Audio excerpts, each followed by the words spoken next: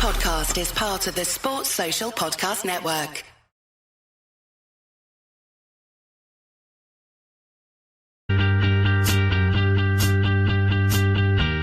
Oh, it's a goal. Who got the assist? Who got the assist?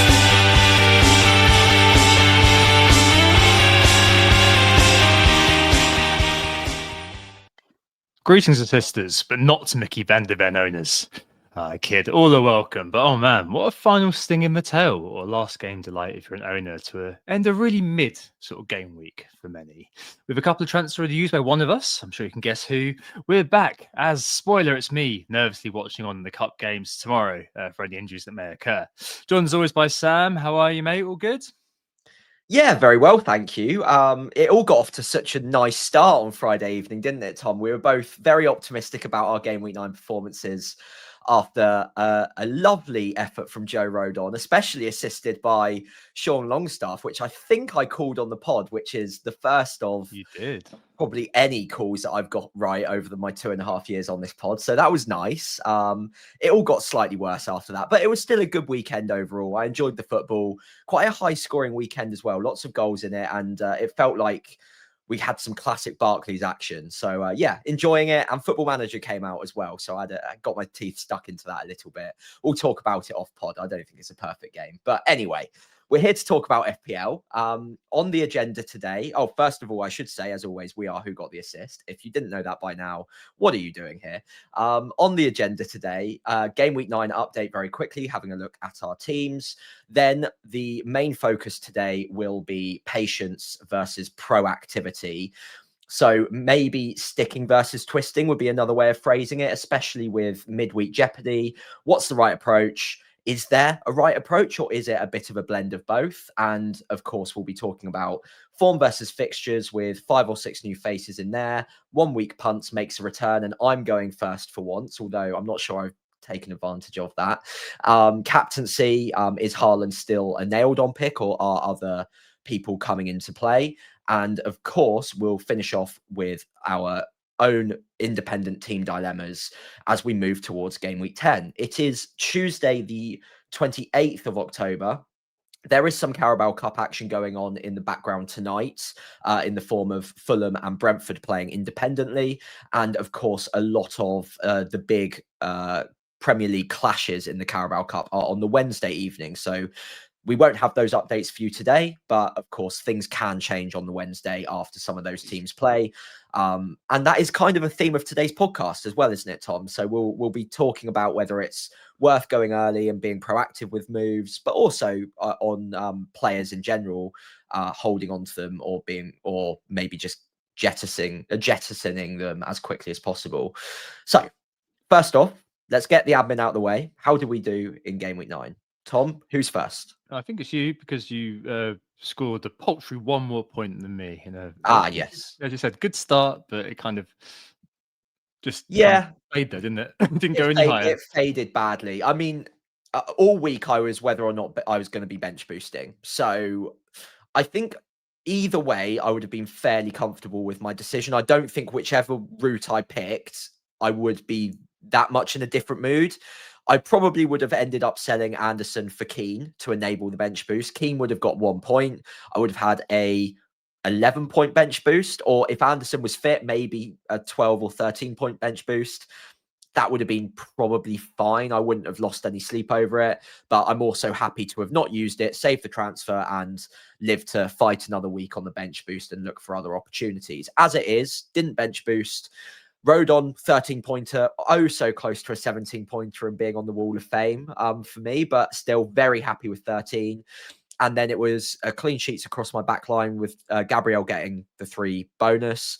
And that was it. No one in my forward line or midfield got anything other than clean sheet points. And in goal, I got a save point from Pope. So 52 points from me.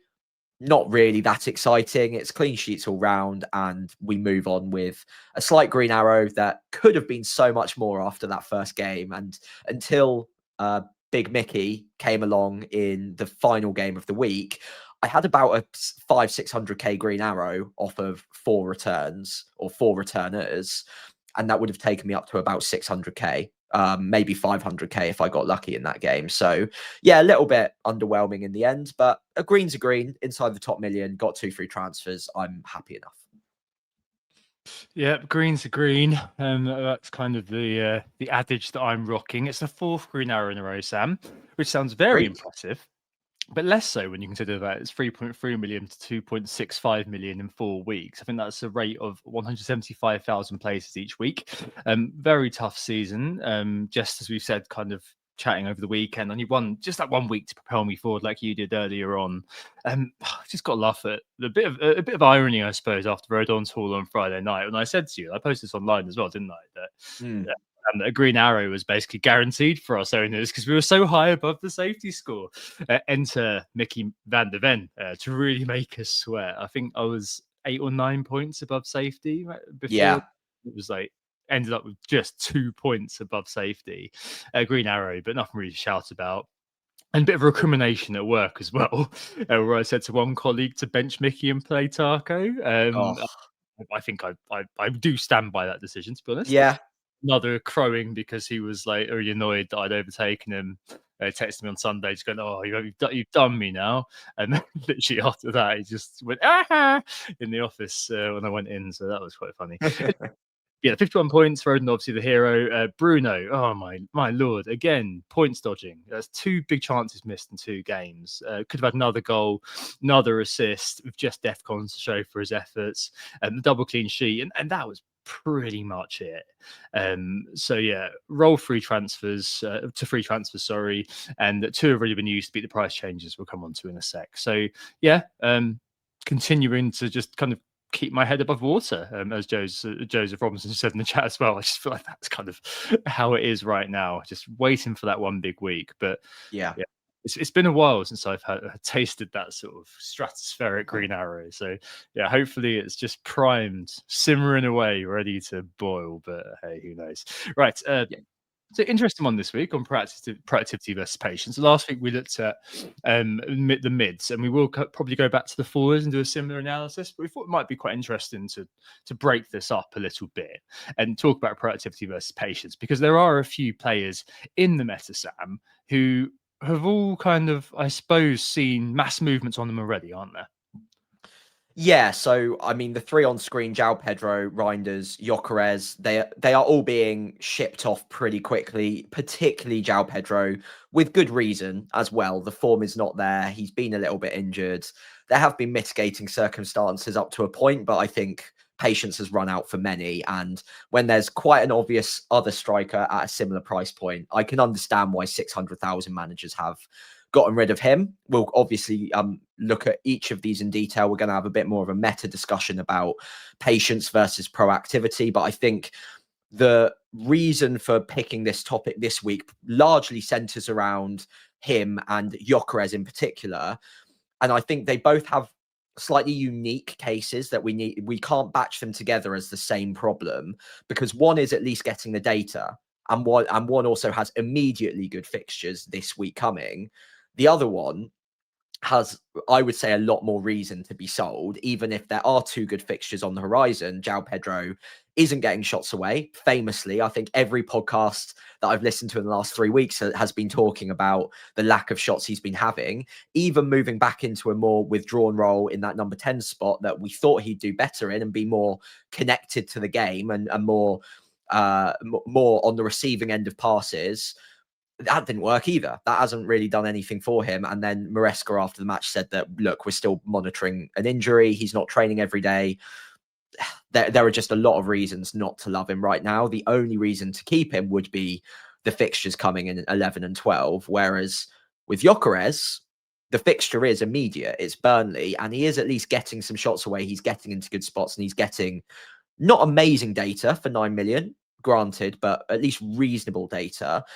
Reinders kind of sits in the middle. Obviously, the quality of player is fantastic. The minutes are reducing week on week with Champions League and rotation, all of that going on. And of course, the data is not brilliant, but he is much cheaper. So all of them have slightly unique reasons to be getting rid of and to be proactive in the transfers. And not all of them are black and white, are they, Tom? I don't think they're must sells necessarily, and they are quite situational. Yeah, for sure. I mean, for doing proactivity versus patience, obviously time and the place for both. Let's not pretend we're not going to say that as the final sort of conclusion. But for Yeah. the purposes of this, I think it's worth kind of zeroing in on this and maybe using it, as you mentioned, to just make that sort of wider meta point. I mean, look, let's just come clean here. So I've removed João Pedro, I've removed Reinders. I did it on Sunday night to beat the price changes, which I was loath to do it, to be honest. I'd come to the end of my tether with both of them for various reasons, which I'll kind of discuss in a second. And of course, they're now due to go wild in the next game. Bank the profit on Reinders, who went out for Minte for me, actually, and João Pedro went out for Mateta, of course. If I'd have left it, I'd have been priced out, and I kind of wanted both the players that I brought in and didn't want the others any longer. Crucially, I had three frees, Sam. So I had a bit of an insurance policy, a little bit. That's kind of how I kind of justified it to myself on Sunday night. Interesting question if I'd have done it if it was still the old days and I only had two. I probably would have, to be fair. But I feel a lot less comfortable than I do now, knowing I had the emergency one. So let's kind of just take these one by one. And maybe kind of discuss João Pedro first, because as you mentioned, there's a lot of discussion about him and kind of why I kind of just thought, let's just get rid. So obviously there's some quotes from Maresca today, which have been doing the rounds, still carrying an issue. And also he didn't expect him to be a 20 goal a season striker, which definitely helped my confirmation bias. Brilliant. A bit. Thanks, Enzo. I'm not entirely sure why a coach would come out and say that, but fair enough.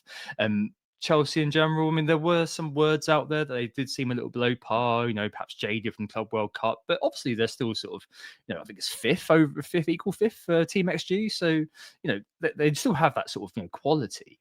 João Pedro's fixtures, as you mentioned, pretty good. But his overall, I've been very patient with him. I've had some game week one. No one can level at me that I've not been patient with this player. I've given him 9 weeks.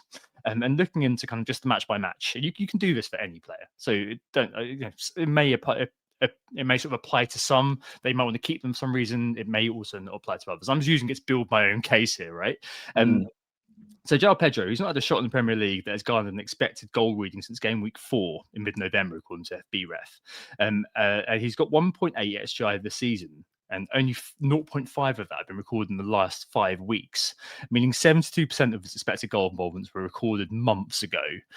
So I think that in of itself just kind of made me think, you know what, especially with the fact that Mateta has no such concerns, despite his data as well being slightly distorted by the hat trick.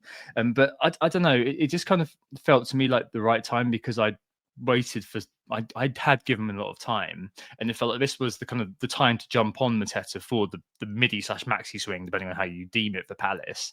And equally, I felt like, you know what, I can probably, if I do kind of want to go back to Chelsea next week, I can do Enzo. So I've got Gordon to get rid of. Potentially, there are loads of other routes still open to me. So I thought that I was kind of okay with doing it.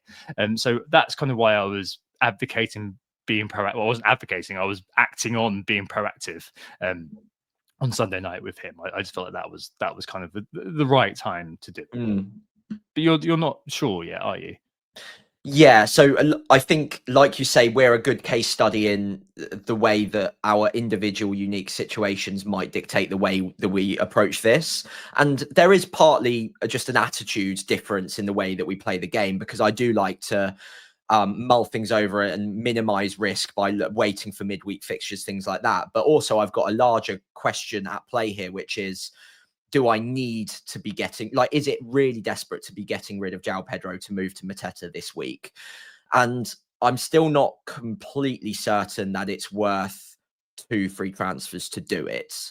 So if it was 1 free transfer and I could do it, then I would probably get it done later on in the week. If I had the budget and the flexibility to do so, I'd wait, but I'd get it done this week. At the end of the day, if a striker isn't taking shots, that's most of his routes to points gone. He might get the odd assist. Obviously, he'll take shots at some point, you would think, but nowhere near the same sort of volume as Mateta's getting. And we can say that with relative confidence. Like Mateta, proven Premier League striker on penalties, getting plenty of big chances. His XG is through the roof at the moment. No questions whatsoever that he is that talismanic figure at Palace. Very high level of confidence there. João Pedro, much lower level of confidence. He's new to the team. Obviously, players coming back in. Palmer might not be a million miles away. Delap coming back in, and he's not getting shots away anyway and looks injured. So tons going against him. One free transfer, I'd do it. But because it takes me 2 free transfers to get to him because of the price swings, I have nothing in the bank. So I need to make a downgrade elsewhere to get rid of João Pedro and upgrade him to Mateta. The only other option is to downgrade João Pedro to someone like Thiago. Now, Thiago's great, but his fixtures aren't brilliant over the next 3 anyway. So do I need to rush the move when João Pedro himself, after Spurs, has probably 2 of the defenses you would want to target anyway? So I just don't know whether it's worth 2 free transfers, and it's then an opportunity cost of what can you do with those free transfers in the future. And I've been big on this pod and everywhere else I do content, basically just saying I want free transfers by game week 12. I want as many of them as possible because I don't want to lock myself out of the possibility of getting Mo Salah. It's not even for sure that I'm going to want him at this point, because there are plenty of other Liverpool players I could go for. Mo Salah's a lot of money and he's not firing on all cylinders. But if I use 2 free transfers this week, then I cannot get to Mo Salah in game week 12 without a hit. So it's like locking in a hit if I want to get one of the best picks in the game in game week 12 with a great fixture run. So it feels very committal to be using them on João Pedro to Mateta, and then also not even using my second free transfer to upgrade anything. It's a downgrade to make Mateta work.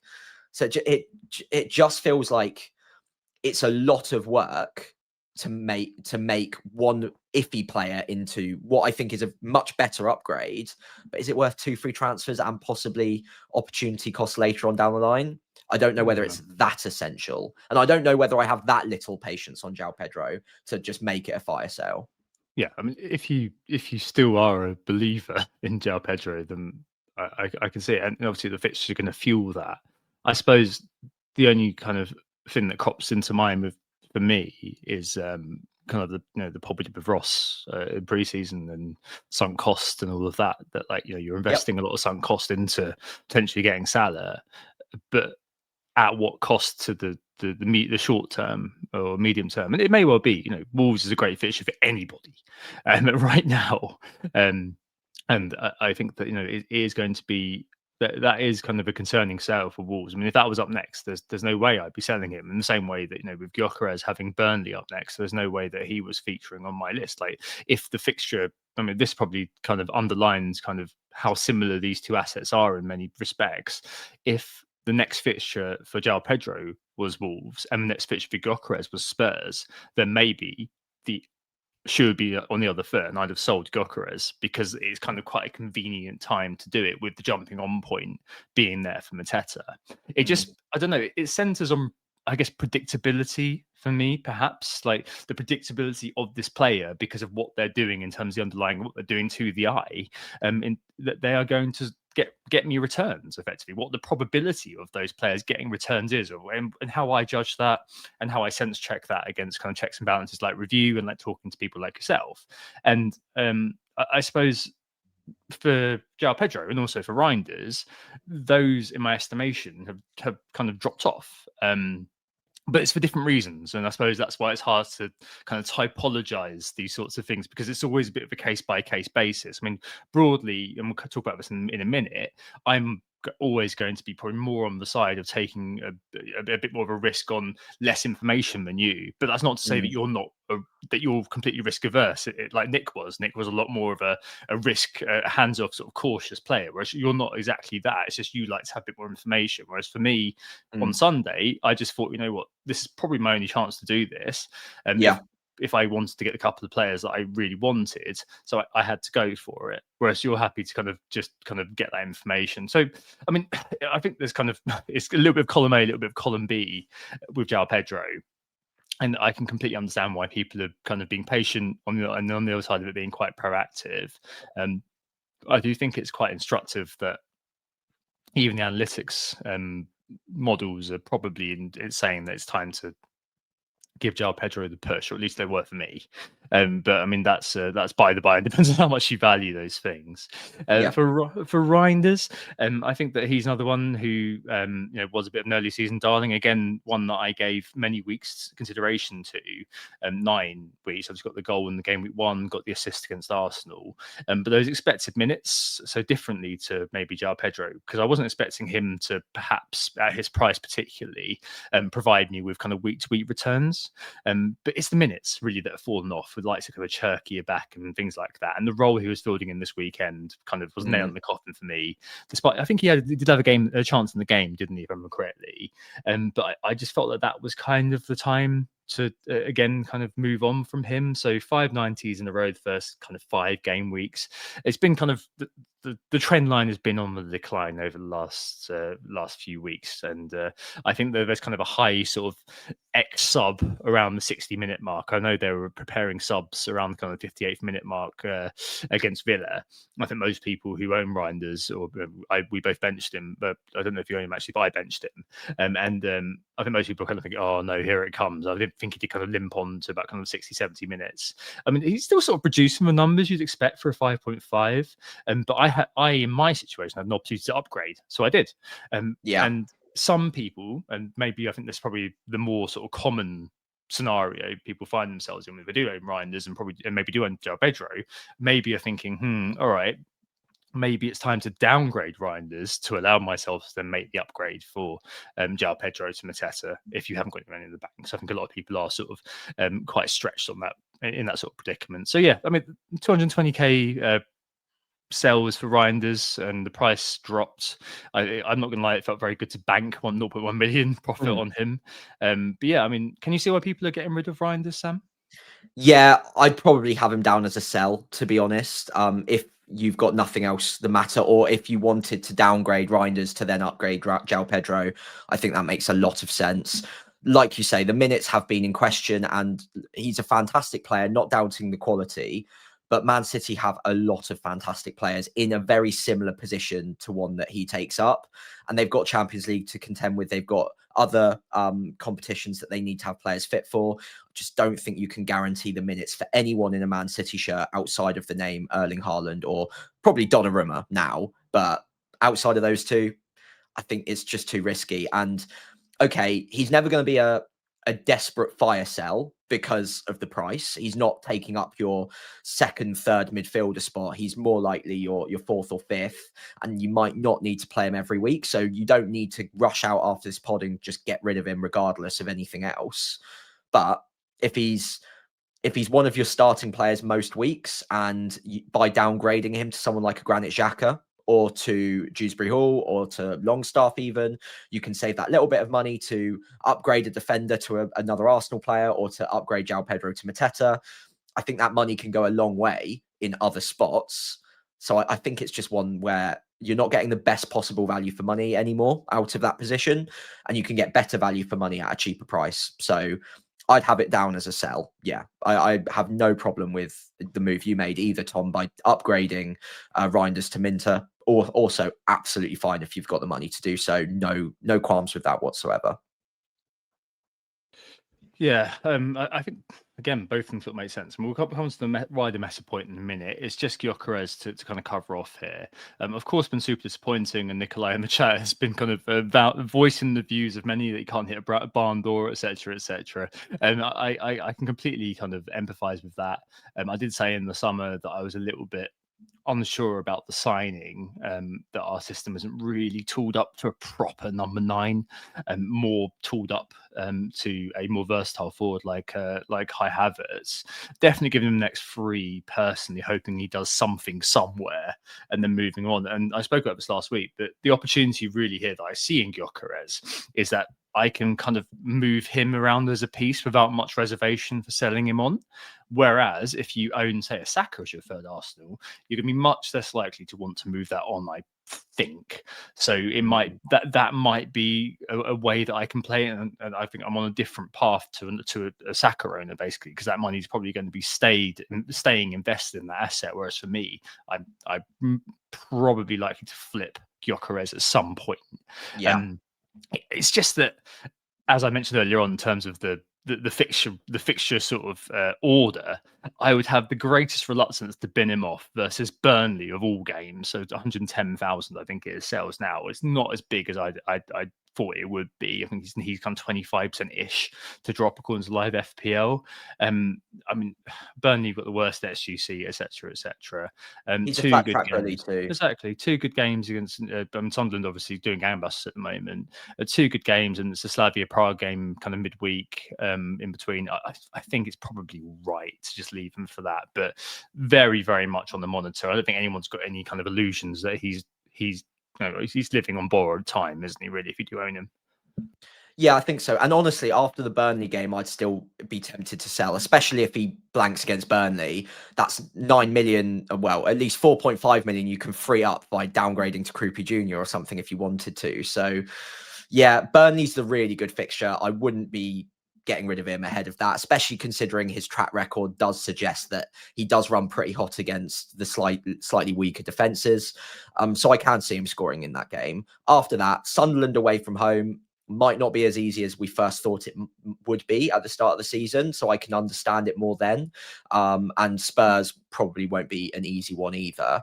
So I think if he scores against Burnley, it probably gives him a bit more of a stay of execution against Sunderland and maybe Spurs. If he looks a little bit off it again against Burnley, doesn't score, or more importantly, doesn't really get any chances and doesn't get the service into him, then I think you've got all the excuse in the world to look at getting rid of him from that point onwards and saving the money. But I would hold on to him for one more week. I'd be patient on this one. Yeah, no, for sure. I think the same logic would apply if João Pedro had a better. So if we're having this discussion next week and you're still holding João Pedro, you keep João Pedro for Wolves at home. That's just inarguable in my view. No matter what he's done or not done versus Spurs, you think, right, okay, any given game like that, you keep the player. Because anything can happen on that particular day.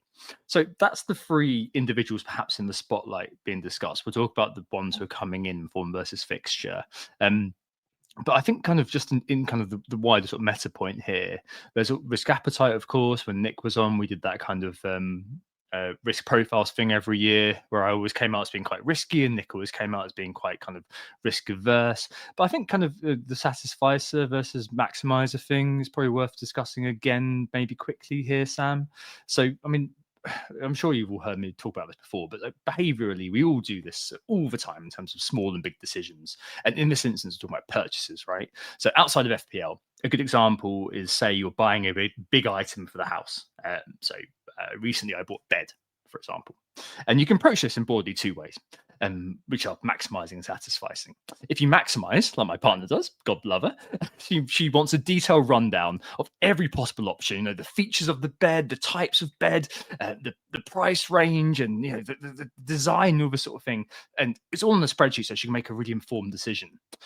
Versus me. So broadly speaking, again, as a satisfier, I'll tend to be efficient, and I'll just look through and probably zero in an option pretty quickly that kind of, I don't know, just fits the mental parameters of what I think I'm looking for within the price frame, design. Do I like it? Does it cost about right? Yeah, I'm done with that. That's fine. I'm done. Let's just buy that.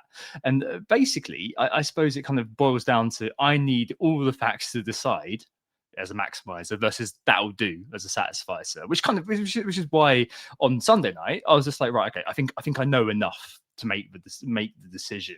And it's important to say that the maximizer mindset, despite how it sounds, does not make you risk averse. So it's perhaps more that you need to take the time to get the information to make those calculated risks, and the threshold of information you require to feel confident taking that risk is maybe higher than the satisfier. So for you, Sam, obviously I don't want to put words in your mouth, but for you, maybe you look at the midweek games and think, oh, hang on, despite the fact I can see the case for making this move now, there's that risk I don't want to kind of take that on. Whereas for me, I look at it and just think I'm probably okay with doing that. Admittedly, I had the extra free transfer, which obviously kind of greased the wheels of that move, but I was kind of just, I was all right doing that effectively. So yeah, I mean, I think that's kind of how it broadly works in terms of proactivity versus being patient a lot of the time, and especially when it comes to kind of making these fairly, I don't know, transfers you'd make if there weren't for kind of midweek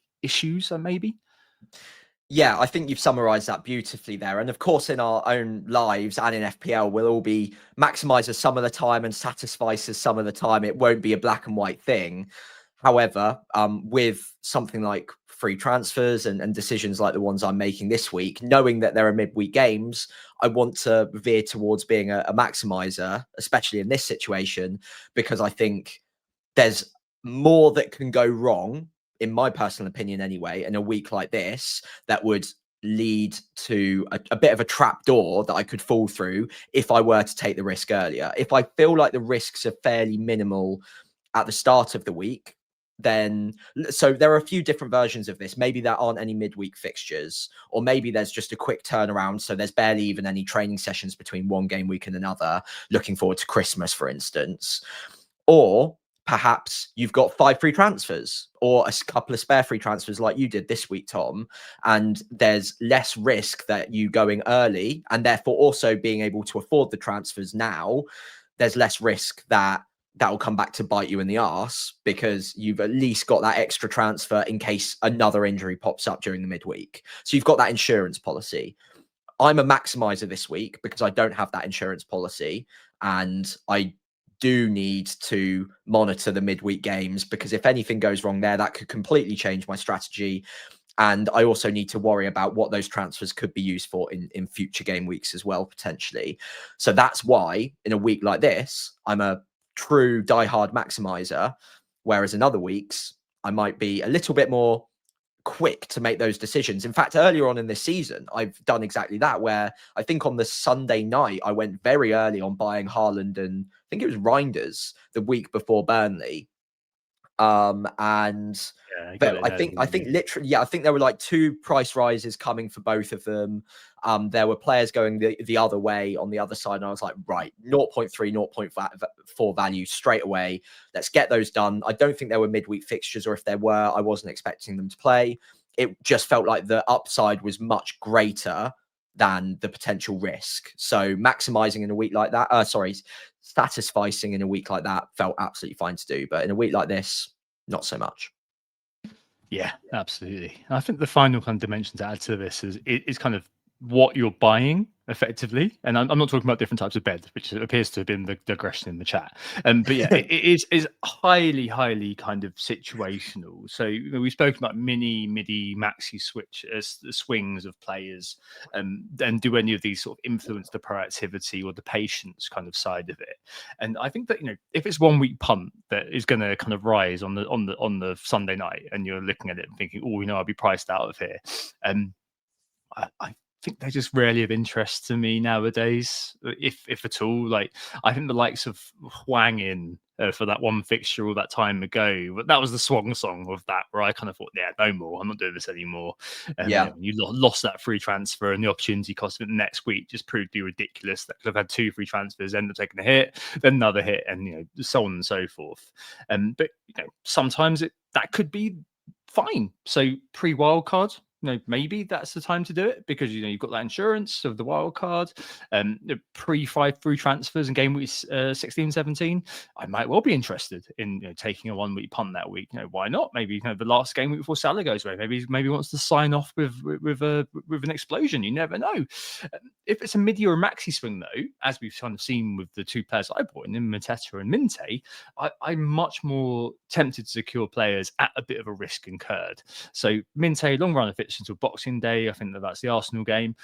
RIP Boxing Day fixtures this year, by the way. It's sad, but hey, that's just the way the calendar's fallen, man.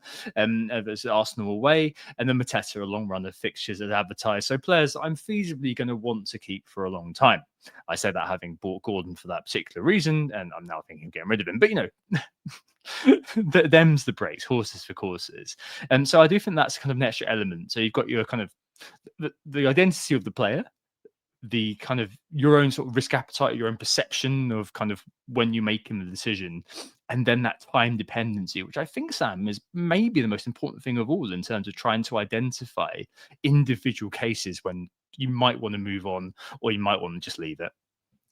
Yeah, so you reference Hwang, which would have also been my reference as well a few years ago. Obviously, the situation has changed slightly because of the 5 free transfers. It makes it much more consequential every transfer you make up until you get to 5, of course, because you could do something else with that transfer.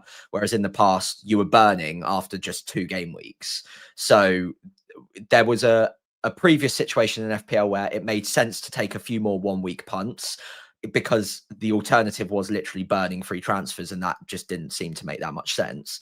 Whereas now, I think there's a much stronger argument for moving away from those single or maybe even double game week stretches of good fixtures if the player isn't someone you'd be interested in outside of those elite fixtures, because you can always use that transfer later on in the future for another reason, unless you get to 5 free transfers or you're literally wildcarding the next game week. And even so, you can roll transfers for a wildcard now as well. So there's very few opportunities to truly take those 1-week punts. And as you mentioned there, the midi and the maxi for the fixture swings are the ones that you probably want to be focusing on using those transfers on. So Mateta is a fantastic example this week that, okay, there's a bit of a groundswell towards him, and it's not like I'm trying to resist him, because I really want him this week. I'm weighing up how important he is this week in particular. Brentford at home, it's an okay fixture. I wouldn't say it's a brilliant fixture. And of course, Palace are playing in the midweek as well. And Brentford, I think they were 3-0 up against Grimsby at half time. So I'm pretty sure they're okay. Someone can tell me in the chat if they've binned 4 goals or something and they're going out. I don't know. But Brentford probably going to be relatively fit, rested for the fixture. So this fixture in isolation might not be a major targetable fixture for Mateta. However, over the next few game weeks, as you've already referenced, he is consistently going to be up there as one of the better strikers to own. And therefore, it's not really taking a gamble on or putting a lot of emphasis on 1 or 2 fixtures. It's, okay, over a 10 game week sample, is he going to bag 4 or 5 goals? Yeah, probably. And arguably quite a few more than that if we get lucky. So, yeah, it's those middies that I would pay attention to. And the maxis, I think, are just your season keepers. It's almost like you only really get maxi fixture stretches for the best teams anyway, because they are the best team. You can't play yourself on the calendar. So Arsenal, I think the Wire boys were joking earlier, like they've got 38 clean sheetable fixtures because they are an elite defense. So you can always play them. That's just a maxi fixture stretch. So you don't need to worry about hopping on or off. You just have them and you never even think about transferring them until they're injured. So I think if you've got a base of players, 5 or 6 in your team that are like that, work around that a little bit, work around those edge pieces like I mentioned with the middies. And then players like Mateta, Sarr, Enzo, and Dye as well can sort of come and go when the fixtures dictate. But it's also worth noting, you don't need to rush away from those kinds of players, even if the fixtures aren't ideal. Like, not every midi fixture set needs to be attacked with full gusto, full aggression. It's not like you need triple Crystal Palace for this run. You can, and I'm sure they'll do fine, but I wouldn't be ripping apart your team to do so, just because the underlying narrative at the moment in all content creation will be like, look how great Palace are. They're good assets to buy, which of course is true, but let's not get carried away and think that you need to triple up and captain Mateta and go all guns blazing on them, because it's just not the case. Mate, the top of the league for XG. And a couple of weeks ago, United fans were absolutely going wild for that. So, I mean, if it works Man United, it works Crystal Palace. But yeah, look, you're completely right. And a lot of the time it is, as we kind of evidence through this discussion, horses for courses and situational. And, you might find that you end up buying Mateta, being you, Sam, buying Mateta this week. And that's absolutely fine. Or you end up kind of leaving it because by the time next week rolls around, you've got João Pedro facing Wolves, and if he gets a return versus Spurs, suddenly things look a lot rosier. And it could be the same with Gyökeres, that Gyökeres versus Burnley does a goal or 2, and you're like, well, I might as well leave him now because there's still a few kind of good games coming up. It'll just be when you get to that, to bring us full circle to that fixture swing around game week 12, game week 13 for Liverpool and Man City. That's when you look at it and think, right, okay, hello Marmoush, hello Isaac, hello whatever. So yeah, playing those pieces at the right time, playing your cards at the right time, I should probably say. It's probably the right time to do it. And having that sort of sense of, I don't know, overall justifiability about what you're doing is probably what is key here, because there's never a right answer with FPL except for what happens on the pitch, which unfortunately is my Achilles heel over time. Right, okay, let's move on to form versus fixture this week. I think we've got quite a lot of interesting new faces on this. I think there's only one recurrer, who is Mateta. We could kind of go about João Pedro. We could have gone about Gyökeres again, but we've given voice to them already several times, and I think that there's not very much more to say, and we've really said it on this pod actually. But top is Bumo, Burmo. I've heard all three pronunciations this week across the broadcasting media, so don't come at me for getting that one wrong. I call him Bumo because it's just easier. But now he's settled at United, Sam, with a good run. Is he worth your time? A proven FPL asset with good fixtures ish. Nottingham Forest and Spurs away next to, and after international break, Everton at home. Current 200 club member, more shots than any midfielder now, more shots in the box than any other midfielder, second most big chances of any other midfielder. Semenyo and Dango, the only two with more. And yeah, I know 3 XG and 4 goals scored, but that's just Bumo. I did have a look at the stats bomb data on Scout actually, which gives Bumo's post-shot non-pen XG at 5 rather than the Opta of 3.4, meaning he's actually underperforming if we look at stats bomb rather than the Opta data, which is an FB ref, which is probably a bit better. So yeah, pretty monster. And I'm actually quite tempted by him next week rather than investing in Enzo if I do downgrade Tarko, which we'll come on to. But yeah, one of those players that I'm casting covetous glances at, Sam, couldn't quite make it work this week because I essentially have to sell Gordon and take a hit. And Gordon has West Ham up next. But yeah, a player who's really kind of come into the fore once more, and we know what he can do. And now he's settled, I just kind of look at it and think, that could be one that I really want to get involved with very soon.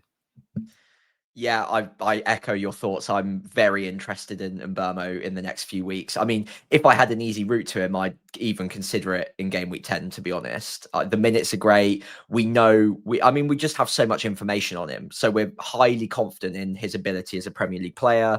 He's gelled into that Man United side. He's got a role that's kind of tailor-made for him that isn't that dissimilar to what he did at Brentford as well. So we know he can play that role very well. The only thing he's missing from his days at Brentford are those penalties, but every other metric is around what it was at Brentford, and he's playing a similar role in probably a slightly better attack and with good fixtures to come. I think he's still at a decent price point, 8.2 million. I think that's fine. It will go up very quickly because Man United players, when they do well, they go up very quickly because they're a very well-supported club worldwide. So I'm worried that by the time I do get to him, he'll be 8.5 plus, at which point it's more of a conversation between him and is it worth just having Bruno at 0.4, 0.5 more for the penalties. But yeah, I mean, like you say, he's an excellent finisher. He gets into the good positions. He's taking a ton of shots. He's in an attack that is up towards the top of the league in terms of XG, creating plenty of chances. What's not to like, honestly? It's just about finding an easy route to him, and I currently don't have one. But if I was on a wild card, he'd be in. And I don't think it'd be too crazy to suggest maybe even double Man United midfield on a wild card around about now.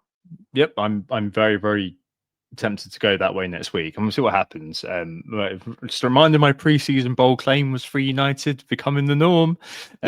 Need another defender to step up though, or someone else to step up. But I just really like that, and maybe again that's another feather in the cap of one, Salah not being a particularly relevant player, and number two, if you don't own Saka and have Gyökeres instead, it does mean that there's a midfield spot vacant. So it's going to suit some teams more than others to bring him in. But yeah, monster. And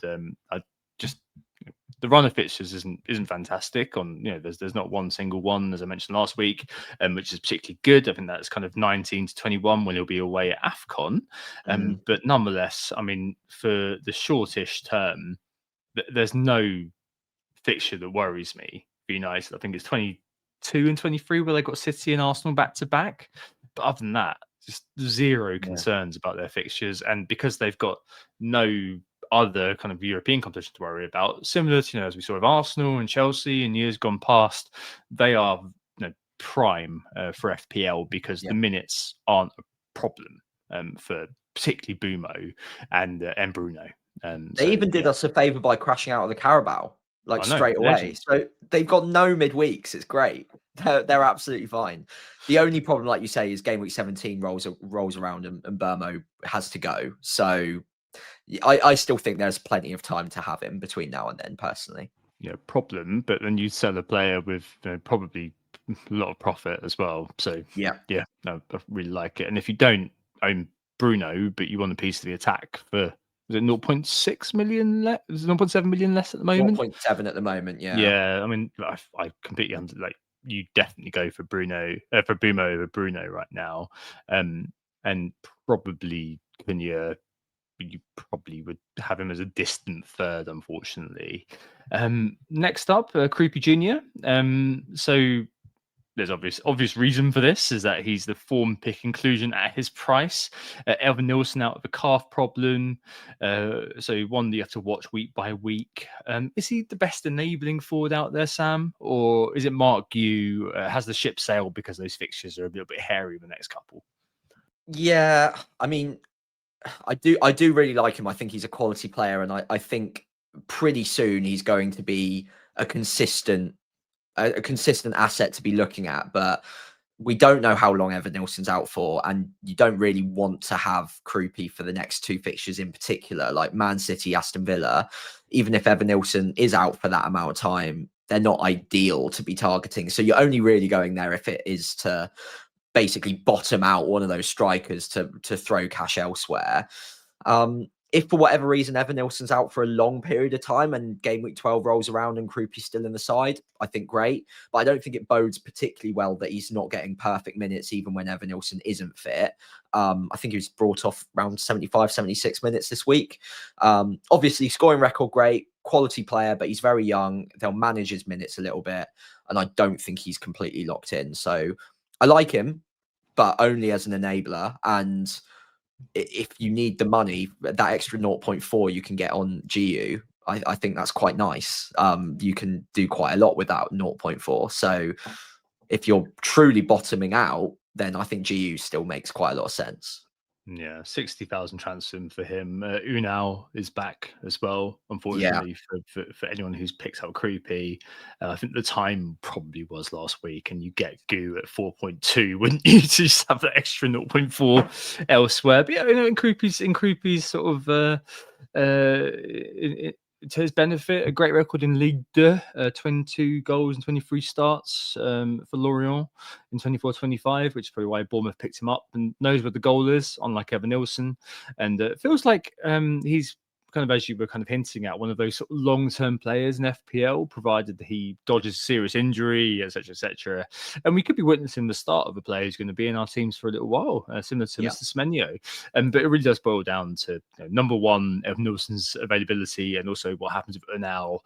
And even if the Brazilian is back fit, I don't think Evan Nilsson starts straight away, but probably does start to steal minutes, and Unal will start to steal his minutes. So you wouldn't start the next two, as you said. And also what you do with that money in midfield, fundamentally, and on wildcard, yeah, sure, go 3-5-2, and have him as kind of the forward likeliest probably to get minutes. So once kind of everyone's back for Chelsea, I'm not sure Goo's going to see many more minutes than Creepy, and Creepy's done quite well on the pitch to get returns. So maybe I would in that scenario, but even then, you're probably going to want to use that 0.4 somewhere else. Yeah, a very situational pick, but yeah, I can tell people are going there. Is maybe the ship has kind of sailed. Speaking of which, Mickey van der Ven, over 100,000 transfers in, Sam, and it has caused some to say that the Premier League is becoming a set-piece league. That's the other London club, isn't it? I think it's both of them, mate. There's two set piece goals against Everton. Who hadn't allowed a set piece goal. Yeah. What's your view on that? People buying him in? Randomness happens in FPL and in the Premier League. Your centre back is not normally going to score 2 goals. He's got terrible fixtures coming. I wouldn't be buying him. Just as simple as that. For a centre back, he's got great goal threat, not denying that. He has been a good pick so far this season and is at a good price point as well. So all of that is correct. But if you don't have him right now, like myself, like Tom as well, Chelsea, Man United, Arsenal in the next 3, you're not expecting clean sheets in those 3. If you're lucky, you get another attacking return, fine. But there are other defenders with better fixtures who have just as good goal threat from set pieces, or at least very similar, that you would expect more out of in the next run. So look, if you have him, you probably aren't selling him. Chelsea, Man United, arguably playable, maybe, but as a run to be targeting, you're not buying a Spurs player or let alone a Spurs defender right now. So look, goals happen. It's important not to overreact to specific things like 2 goals in the game, because we know that we shouldn't be expecting that from him too often. Same goes for any centre back.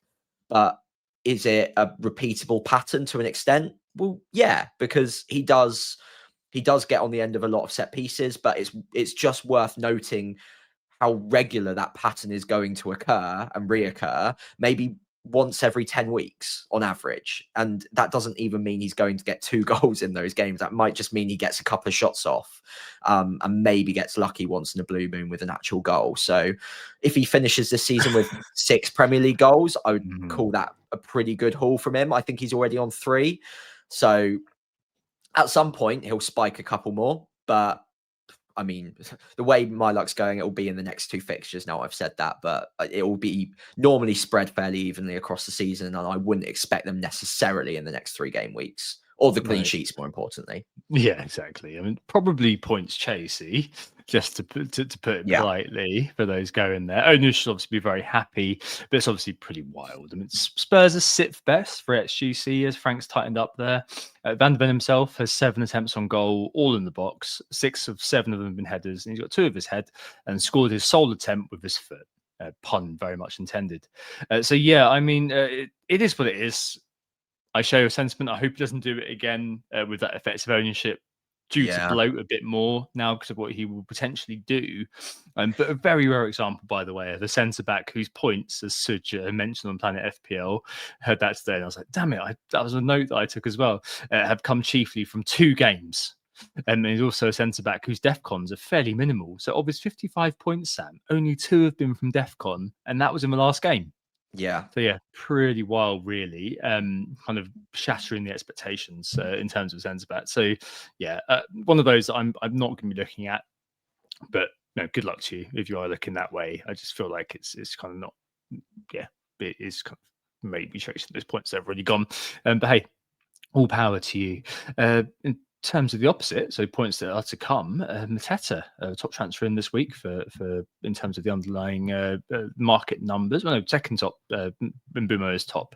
Mateta second top with 350. I think Mbumo is about 720 last time I looked. Good underlying, good kind of fall guy in João Pedro, as we discussed. The swing now is all the way to December and arguably beyond. In terms of the FDR, the next 3 are pretty good. Brentford and Brighton at home, who are both kind of inconsistent in their own way or leaky in their own way. And Wolves away after international break, game week 12. For reasons unknown, the FDR still has that as a 3. I've changed that to a 2 on here. Mentioned a lot on Mateta last week, and I think he'll be done to death everywhere else. Not much more to add, I don't think, really, here, Sam, except the jumping point on is now, whereas last week it wasn't. Simple as that. Yeah. And that's why I've gone there. 6.4, his non-pen SGI, second overall. Yeah, look, he ticks every box you'd want for a striker in FPL. He's at a decent price. He has penalties, good minutes, great underlying data, like properly great underlying data. Even if you had him down as a slightly poor finisher, if he finished about 50% of his underlying data and converted that, he'd still be a good value pick at 7.7. So yeah, look, he's a brilliant pick on great form and has good fixtures over a long stretch. So I have no really even half decent reason why you shouldn't be buying him. And if I had the money to do it with 1 free transfer, João Pedro to Mateta just makes a lot of sense. It's just, I don't know whether I wouldn't call him essential. That's all. I think with Mateta, with any Palace players, you always have to bake in the fact that, yeah, I know you mentioned they're highest for XG in the league so far. We don't expect that to continue throughout the season. They've got good fixtures, but they've also got Europe to compete with and the Carabao Cup against Liverpool in the midweek. So there are some reasons to expect some regression in minutes and in underlying attacking data over the next stretch, but nowhere near good enough reasons to be looking away from him or to overlook him. Yeah. I mean, it's a simple one. He's just a fantastic pick. He's proven it before and he'll continue to prove it this season, I think. Yeah. I think he's got the ingredients to be not essential. Never say that. But you know, to be a player that you're probably going to want. I think he's already that. just hope, I don't know, but just hope in terms of kind of the overall sort of, you know, before getting an on Semenyo, before Semenyo's points become irrelevant effectively. That's kind of what I'm getting at with that. But I mean, Martin said in the chat, you know, there's FOMO because if you don't own João Pedro, so you have that sort of more kind of easier switch, that's when it becomes a bit more difficult when you've got a Gyökeres maybe and you're like, oh, do I do the swap now or do I leave it for Burnley?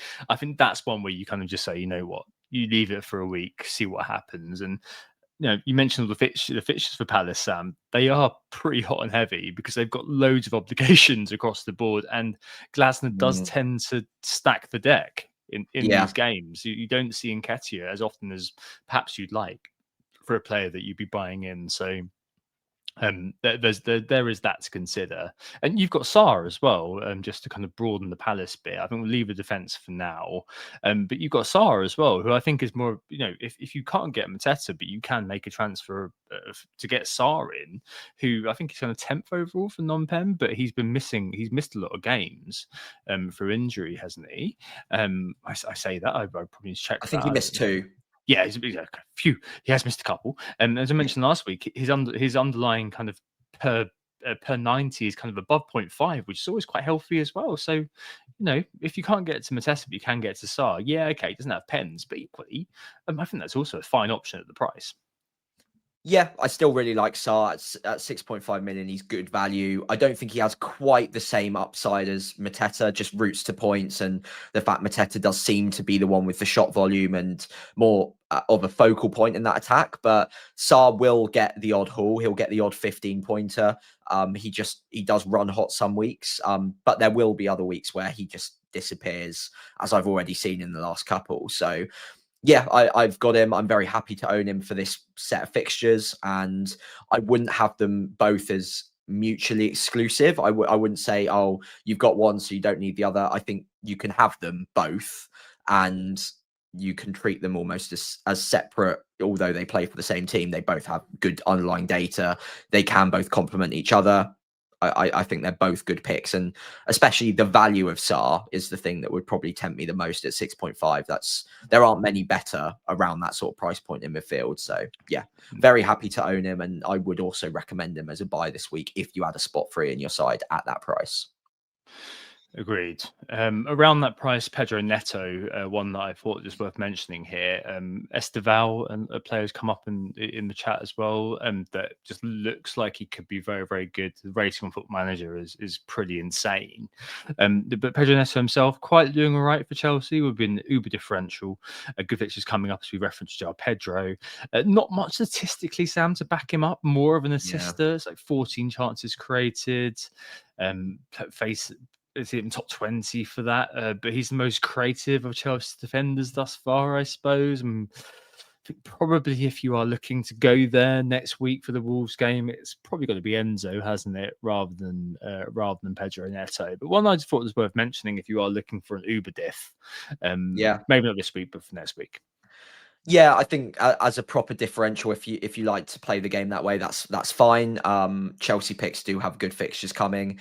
I must admit though, it's not the sort of pick that I normally go for myself. Like if it's more heavily weighted towards creative threat, very little goal threat, and I don't know if the minutes are properly secure. They've got a lot of options in wide areas, so yeah, probably not one that I'm massively keen on, but given he's performing pretty well and the fixtures are good, he's not an outright bad pick by any means. And if you're looking for a differential, then he could be fun.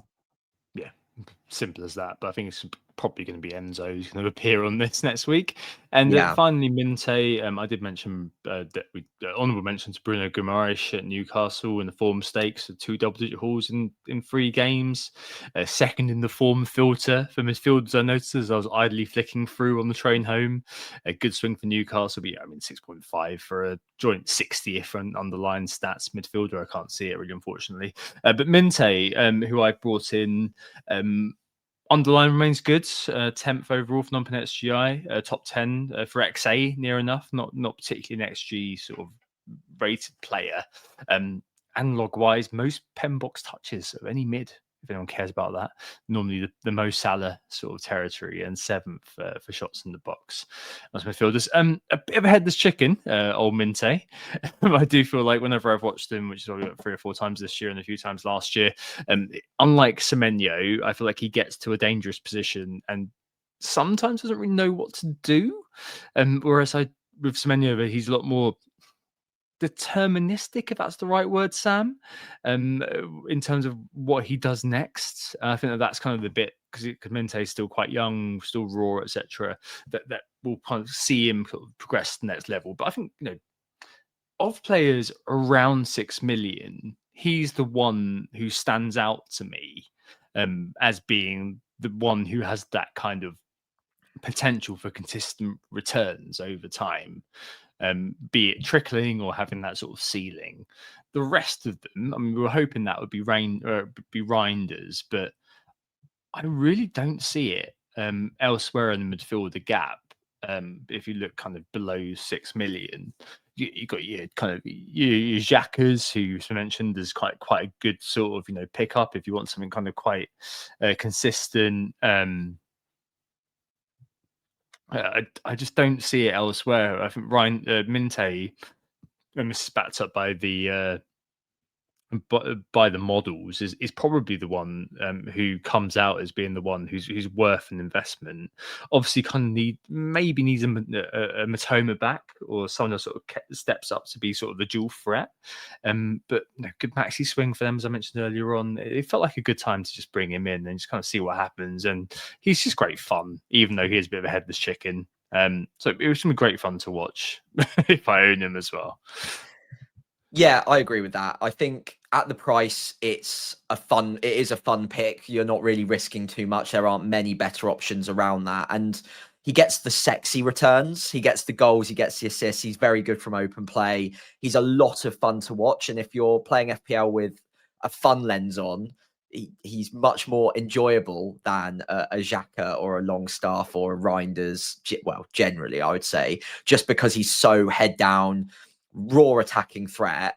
And it does feel like he's got the potential to take it up to the next level at some undefined point in the future, whether that's next game week or a year or 2 down the line, who knows. But I do think that he's that next player in the conveyor belt of those like really nice inside forwards that do get a lot of goals, do start ticking up the attack and returns fairly consistently. Salah obviously would be the premium version of that. Then you've got Mbermo, you've had Semenyo very recently, who's kind of converted the underlying data and the excitement to actual consistent returns. Whereas Minter is just on the cusp of it. He's drip feeding points. He hasn't really ever exploded. And I think we're one like big explosion, one like marquee game away from everyone just being like, yep, 6 million, great value, just have him. Whereas at the moment, I think because he's just drip feeding and not getting big returns, people would be forgiven for maybe looking at using the money elsewhere and maybe having that spot as a 5.5 or a 5 million asset who gets the boring returns rather than the sexy ones in the form of Defcon, the odd assist, like a Granit Xhaka. Save yourself $1 million and do it the boring way. But I have to say, like, we all play FPL for a bit of fun, right? So Minter, he will, I think, at some point explode. And it's just a matter of when that comes. And if it comes in the next few game weeks, you're going to love owning him at 6 million because that is insanely good value for money. And I also echo what you were saying about Mitoma. Once he's back on the left, Minter to the right, I think he's much more effective and much more of a direct threat on goal. He plays more of an inside forward role on the right-hand side, whereas on the left, he does tend to drift out wide a little bit and maybe not quite as much goal threat. So yeah, when it shifts back, I think you've got yourself a gem. Yeah, he was. Mitoma was close for the Yeah. United game, so I think you're looking at a couple of weeks, probably. But I mean, the Leeds fixtures are a decent time to jump on. I know there's Leeds and Palace who are both sort of defensively quite sound next, and the whole sort of run of games. There's always a but about each game. But I think at that price, he's probably the only pick. I already own King, who I think is probably kind of just. I know he didn't start this week, but probably the player that you'd have if you don't have a bench boost left, and you was like, well, I just want something cheap. I think Minter's kind of the next best sort of option at the fourth, if you're not kind of aiming for a DEFCON friendly player, which has kind of gone down actually in the sort of estimation, I think, of a lot of people. I mean, Jack has been referenced in the chat as a player who could be a good buy-in if you want that sort of guy. But as a player that you're happy to field every week, regardless of the circumstances, you could get something. Admittedly, kind of, I think it was because he got fouled and Welbeck banged in sort of a narrative goal this week against Man United. That's how he got the assist there. But yeah, I think fair enough. I'm just hoping he kind of comes good. I'm sure he will. I'm sure he will. Right. Yeah. Okay. On to the 1 week punt this week. A bit of a blank fest last time round with Automade and João Pedro, both neglecting to do anything for us. But it stands at 43.22, and you got a first pick this week. Yeah. So I kind of forgot that I might have picked Arsenal players before, so I went careful with one that I'm pretty sure I haven't picked yet. I will double check the show notes before next time, so I can be doubly sure. But I've gone with Declan Rice this week. Burnley do concede a number of sloppy fouls that I expect Arsenal to get quite a few corners as well. So I can see him picking up an assist or two in this one and maybe playing in a slightly more advanced role naturally, just because Burnley will be pegged back. So I think he's a reasonable pick this week. Maybe if you're lucky, might even get DEFCONs as well. So yeah, steady Eddie. Didn't want to go with a Saka or anything or a Gabriel because I feel like I might use them elsewhere. And honestly, I couldn't actually remember whether I've already used them either. So I went with Rice on this one. They're all in the notes, Sam. Yeah, so I'll check. So the one for this week for me, I went for Gyökeres this week. Just kept it simple. I was very close to going for Trossard. I may do that next week against Sunderland. Feels like that's the sort of game he scores in. I saw Gyökeres, as you said earlier on. This is the kind of game that Gyökeres is hopefully going to sharpen. I say as an owner and the 1 week punter on him. So yeah, gone for Gyökeres, used him up just because I don't know his time is running out. I think with Havertz again on his way. All right, and we can change them as well. By the way, if injury occurs, we'll update that next week. Just because it's not fair if we say something on Tuesday and circumstances outside of our control mean that player is suddenly disappeared. Right, best captain this week. Is it still Haaland? Do you think, Sam? I think it would be risky to go against still. I mean, he's blanked in one match away at Villa, who do tend to make it quite tricky for City. They've got a great record against them. So I wouldn't maybe judge him too harshly based on the fact that he scored in 12 games consecutively. Or was it 12? I can't remember. A lot of games consecutively. Yeah, something like that. across all competitions. Before that, I wouldn't be chucking him out straight away and captaining someone else just flippantly because he's blanked once. The underlying data is still incredible. The opponent XGC isn't bad actually, but it's mid-table-ish, so I don't think it's bad enough that you'd ignore him. So yeah, I think it is still Haaland for me, although I think if Saka had shown much more recently, a lot of us might be tempted to go with him against Burnley because I think that's a nice matchup as well. And I expect him to take penalties. He should have those set pieces, a bit like what I've just said about Declan Rice. He should have 50% of the corners. And yeah, could be a good differential captain, but I don't know if I'm brave enough to back Saka over the monster that is Erling Haaland at the moment. Yeah, I agree. I'm going to go with Haaland because I'm boring. But left field option, I'm going to describe. We've got Saka, we've got Mateta on here. Gabriel, Yeah, he's got my vice this week, as we'll see in a minute. And Mark said earlier in the chat, a few people have also kind of weighed in here. What I had written pretty much in my notes, which is a clean sheet, is the same as a striker goal. So maybe you could think about this a little. I frankly haven't got the cojones to captain Gabriel. I think last time I captained a defender, you're probably looking at Ivanovic in the maybe 2019. No, even before that, before WGTA existed, the 2016-17 season was also I captained a defender. Oh no, Shane Duffy. I'm sorry, let's not forget the legend that was the Shane Duffy 2-pointer. But Gabriel, I think actually is quite decent if you want to go ultra ballsy. Another captain this week you might want to consider potentially. Obviously quite negligible, I think, on the effective ownership. But yeah, could be one that you might want to have a look at. But yeah, I think this week probably Haaland. I wouldn't say no to it. If someone does want a little punt on Saka, a little punt on Gyökeres, well, good luck to you. And if you fancy a Palace player against Brentford, again, good luck to you. I just feel like Haaland, just keep using him as that EO vacuum to enjoy the fact that the rest of your players probably will get you gains unless they're called Semenyo. Yeah, I think so. I kind of agree with that. Yeah, move on. Is it teams? We're on to teams. Tom, I think you're first up if you want to walk us through the transfers you've already made. I don't know, of course, you've already talked them through on the pod. Yeah, I thought I'd have more to say here, but I really don't. That's because the window to do Taco to Munoz was last night-ish, something like that. It was close. I did think about it, but I kind of feel like it's that insurance probably key.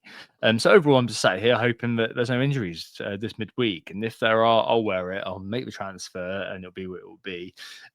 Not particularly happy with Tarko. Definitely overpaid there, by 1 million. So Sunderland may be his last dance for my team, as West Ham probably is for Anthony Gordon. Just give it up as a bad job, unfortunately, as well as it's been good. Tarko down someone like Gahey or Richards, who I did see as ruled out midweek, but should be back for the Premier League to facilitate Gordon to Bumo, and an analytics wet dream of W United mid could well be in the offing next week. But yeah, we'll see. It basically means that the rest of the team kind of picks itself apart from one. So Raya in goal, Gabriel, Tarko, and one defender, which is the one. Semenyo, Gordon, Bruno, and Minte mids, Mateta, Haaland with the captaincy, and Gyökeres. It's a minuscule dilemma, Sam. A start bench dilemma if Anderson isn't fit.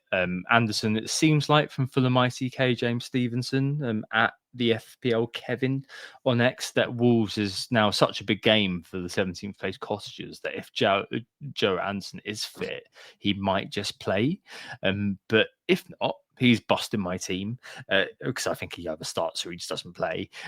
It's kind of Rodon versus Senesi or Senesi at first bench, if not. And I'm marginally thinking Rodon, basically purely based on the SUC right now, it's joint third because I haven't gotten all in. So if I play Senesi, Haaland, or if I play Rodon, Minte, but I think I just play Rodon, hope for another goal.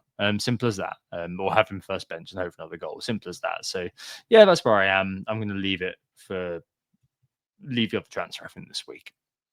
Yeah, I would. Having those 2 free transfers next week could be powerful for you, like you say. And it's a good-looking team.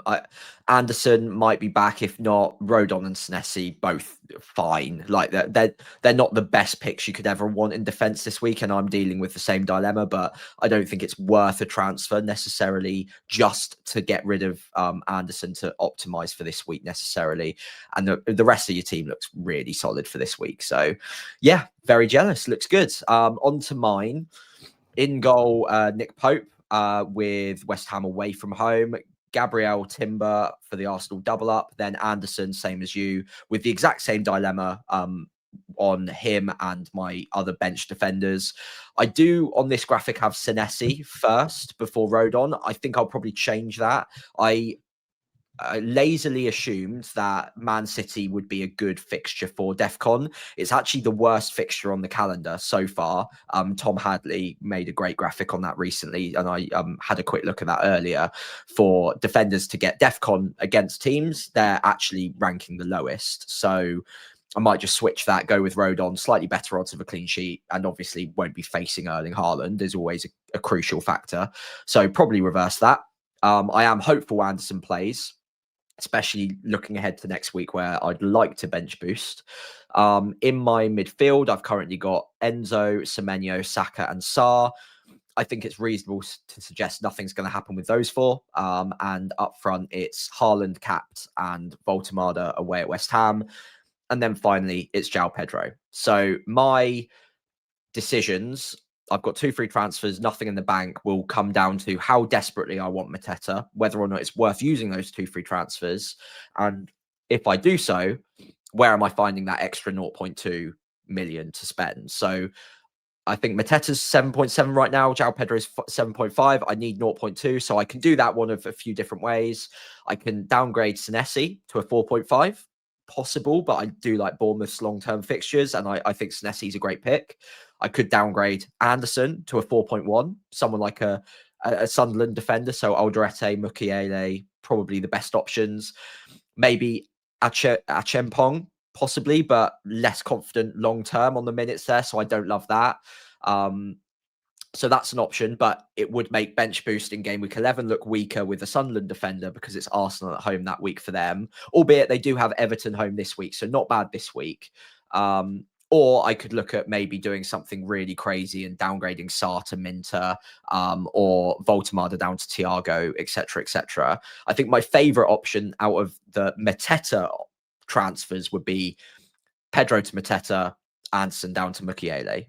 Or I could ignore Mateta, but still double up on Crystal Palace and go Anderson up to Munoz and João Pedro down to Thiago. And that will give me a 4-4-2 structure most weeks, but with quite a nice 7th attacker in Thiago to maybe mix in a 3-4-3 every now and then as well. So I still think I'm going to roll, but I'm so tempted to go with Mateta because I do feel like he's just a much, much better pick than Pedro, and I don't want to miss the boat on that. I feel like in the universes in which Pedro outscores Mateta, there are very limited ones in the next 3 weeks where I see that happening, whereas there are many more universes in which Mateta absolutely obliterates my rank and is very well owned and price goes up, and I won't get to him next week because of the exact same batch of reasons with Pedro having good fixtures. So I would like to do it, but spending 2 free transfers now means that I've got 1 free transfer ahead of bench boost at 11, not ideal. I've also then potentially got a maximum of 2 free transfers in game week 12 where I might want to have Liverpool players coming in. So I couldn't get Salah without a hit at that point. And any other Liverpool players are also harder to get to with only 1 or 2 free transfers as well. So it's opportunity cost central. Don't know. I'm thinking of rolling, but through gritted teeth. What do you reckon? Am I missing something here? Would you go with one of those doubles? I think João Pedro to Mateta is one that screams out. It's just, as you said, you end up weakening your bench boost, and this is why I wanted to get rid of my bench boost a long time ago, because it would just head off these decisions. Because I could have just gone, Anderson to probably my top pick would be, a Burnley defender, which sounds awful, but for game week 11, that's not too bad, is it? Against West Ham, get a Hartman who's got 4 assists, or get an Estev and kind of just do that. The problem is that you end up with a bit of a tricky scenario where you end up with Rodon and the Burnley defender as on your bench going forward. Now, I actually do see Rodon and a Burnley defender and also the Sunderland guys as basically 4.5 million defenders now, in terms of the internal sort of mental sort of profiling of these players. So it's not the worst thing to basically have Senesi and double Arsenal defence every week. Definitely, that would be a decent set and forget. And because you've got Enzo, my feeling would be think my feeling would be that I just want to get on the Mateta train, but The that's question something is both who goes though. But I think it would have to be it has to be Anderson. The only thing that I could possibly think of other than that would be send aside to a Trafford, which does feel a bit just uncomfortable, doesn't it, making that move? Because you haven't really got any flex anywhere else, unless you're looking at Longstaff down to a King. I mean, that's again very uncomfortable. So the second move, That ruins bench boost as well. yeah. So the second move is actually really uncomfortable. I think your only kind of route open is to do Anderson to a Sunderland or Burnley defender. Who have Sunderland got in 11? I don't think it's Arsenal. Arsenal. Yeah, so that's not worth it. So it's going to have to be a Well, double you say that, Burnley but they'll bench hit boost, right? DEFCON. Yeah, possibly. 2 or Yeah. 3 points, that's something at Yeah, least. I mean, I wouldn't be against it. I think it comes down to on Friday night, how are you going to feel about not having Mateta this week? I think just because you've got Enzo, I'd be kind of happier to just do it, and then when you get to game week 11, bench boost with Rodon, and also bench boost with a Mukiele, a Hartman, or something like that, and just do it. Because going forward, your bench is going to be Longstaff and 2 4.0s. You're going to have players who are going to be playing every week. They're not going to be. It's not going to be ideal, but at least you're not going to have that much to worry about on the bench in terms of being kind of overly invested, overextended there. Yeah, I think probably that way. I don't mind the Munoz move, actually. Come to think of it, I don't mind it at all. It's I just think the individual quality of Mateta is one of those that's going to be quite difficult to overlook this week. But as I said earlier on, Sam, if Mateta does, if João Pedro does do something this week, then suddenly you're sitting pretty with like a number 9 coming up against Wolves, who are kind of the team.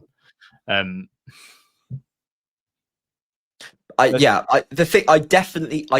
pretty sure that Mateta beats João Pedro over the next few. It's just by how much and whether it's worth 2 free transfers, and also weakening my side elsewhere, because I think Anderson is much better than any 4.2 million defender. I would way prefer Anderson, especially with bench boost in mind. Structurally, I think it's better. But I want the opportunity of having 3 or 4 free transfers ahead of a bench boost or ahead of getting potentially back to Mo Salah. So is Mateta from Pedro enough of an upgrade to forego those other problems?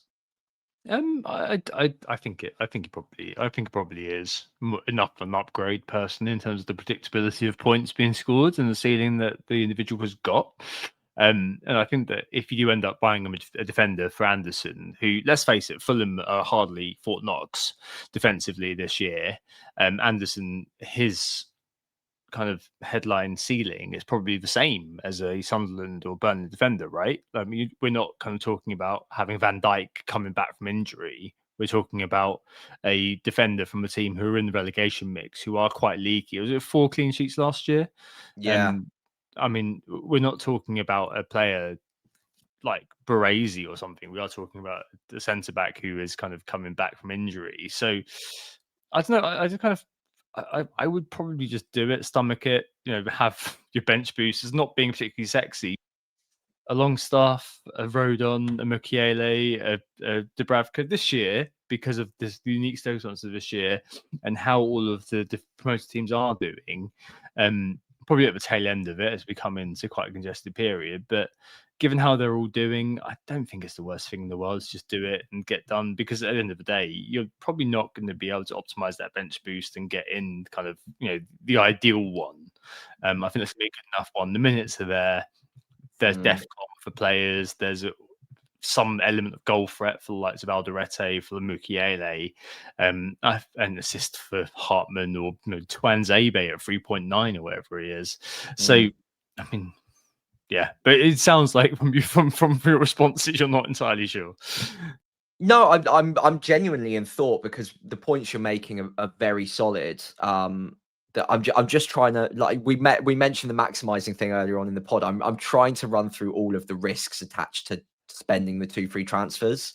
And I always try to say to myself, like, if you're on the fence, try not to use the transfers, because something else will go wrong later, and there'll be another reason to use those transfers. And I just can't help but feel that by the time we get to game week 12 or 13, that one thing wrong will be none of us have Salah and we need him. And if I use the 2 free transfers now, I am committing to not basically either taking big hits to get to him and restructuring completely, or just not have him. And I know he's only going to be around until game week 17 anyway, but those fixtures are ridiculously good. So I'm not saying I will go with him either, but ruling myself out of that possibility just to get Mateta, who has a very good data, but isn't Mo Salah at the end of the day, and getting rid of João Pedro, who does have 2 good fixtures in the next 3, meanwhile also spending transfers and also downgrading elsewhere, and maybe making my bench boost weaker. It feels like a lot of sacrifices just to kind of keep up with the crowd for Mateta. All of that being said, I love Mateta. I really want him this week. So I'm really fighting both battles on this one. I'm not sure which way I'm going to go on it, but yeah, tough.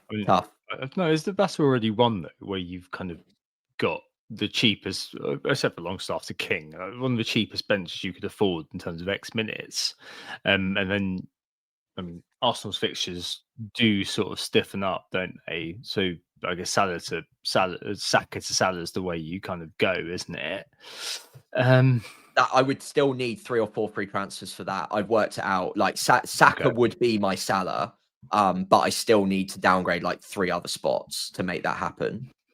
So without the transfers, I can't do it. Yeah, okay. So Saka and Watermade to, if you imagine you've kind of freed up some money from Anderson to some piece of SHIT, Saka and Watermade to Goo and Salah. Does that not happen? No, not quite. Okay, all right. Not quite. I would like that to be the case, but I'd need to make at least one other move, and that would be literally dropping like Timber all the way down, and then I'd probably have 4 million defenders, which probably wouldn't be good. And then that on top of that, I'd also have Longstaff and GU. It's like a very weak system in that shape. So yeah, it's tough. I mean, maybe the answer is just no Salah. Maybe everything becomes easier if I just accept that I'm not going to get to him in game 12 or 13. Or just accept if you need to take a hit, you take a hit. I know it's not the best way, but I mean, it won't be just you. It won't be just you who's dealing with that problem. Yeah. And true. I think I don't know. It's about how much emphasis you place on what could potentially happen in a few weeks versus what you need to do right now. Yeah.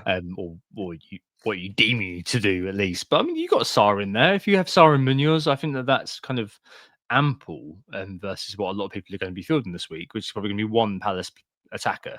So if you want to go with Sarr and Munoz, backs Pedro going forward, I think that's absolutely fine too. Or if you roll again, that's absolutely fine as well, because you can get more information. It's Brentford, right? So it's not like it's like a dyed in the wool great fixture. If they're Wolves next up, I'd be saying, yeah, get Mateta now, forget about it. But Brentford is a fixture. No, if I kind of went into a coma now and I woke up after the game and you said that Brentford are 1-0, I'd be like, okay, yeah, I wouldn't be kind of questioning you. I wouldn't be shocked by that. So yeah, I mean, I think that all options are probably okay. If you do kind of come down on the side of I'm going to roll it and see what happens next week, and end up with Enzo and João Pedro against Wolves. I mean, that could be potentially incredibly powerful. Plus, you've got extra free transfers to execute your plan. So, yeah, let's see what happens with Anderson maybe going forward. Yeah, and then we'll kind of take it from there. Yeah, I think you're right. I also do tend to maybe overestimate the power of future things that could happen. I worry too much about those in FPL. So maybe playing it by ear and going week to week a little bit more would be good for me, because I do often leave points on the table just for the sake of having extra flexibility later on, when actually maybe Salah doesn't become a great pick and I've saved those transfers for nothing, when I could have gone for Mateta, I could have got to Bruno or Mbermo, etc., earlier. So yeah, one that I might need to correct in my own mentality. And yeah, of course, I'll wait for the midweek. Anderson's a big one. If he's close to being fit, then that will probably change my thinking again. But yeah, I do quite like the Mateta Mukiele move, so I'll be considering that over the next few days. But yeah, thank you, Tom. Appreciate that. That was very, very helpful for me. No worries. It might also be that we've got Bumo going away for AFCON as well. It may well be that, for 6 million less, he might be the one that you end up wanting to go to in terms of downgrading another player to get there, because you're quite locked into the structure you're in. So that might be the one that you end up wanting after this week. So say Bumo against Forest ends up scoring a brace again. You're like, right, okay, need to get there. Yeah. If you've used both your free transfers now, then next week you might be in kind of hit territory if you're thinking about, right, I need to just kind of get that sorted as well. So, and then you end up with a weird situation when you've got João Pedro as well. I don't know. It's one of those where maybe due to the optionality out there, it might be worth rolling that suit your play style. But yeah, as someone's just said in the chat, there's nothing wrong with being patient and playing the long game. All right, I think that's everything for this week. We've gone on for 90 minutes, Sam. Yeah, sorry, we got into my team way too deep there, but hopefully you guys have enjoyed listening to the pod. Certainly enjoyed being a part of it as always. We have been Who Got the Assist. On Blue Sky, you can find us at Who Got the Assist, all written out one word, or FPL Pricey on there. On X, it's WGTA_FPL or FPL Pricey on there for me. And on YouTube, it's Who Got the Assist, again, all written out one word. And I'm over there on FPL Pricey as well. If you did enjoy the pod, we'd really appreciate it if you could give us a follow on those social channels, but also give the pod a 5-star rating wherever you're listening. And of course, leaving a like and hitting subscribe if you are indeed watching on YouTube. All of those things really do help us out. So thank you all so much. Thanks, Sam. Are you doing a pre-stream this week? Yes, I should be doing it on Friday night. Yeah. So if I beat this cold that has been fighting in the background of this show, I should be fine for it. I'll be doing that.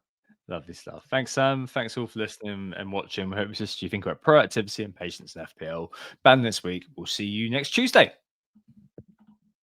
Oh, it's a goal. Who got the assist? Who got the assist?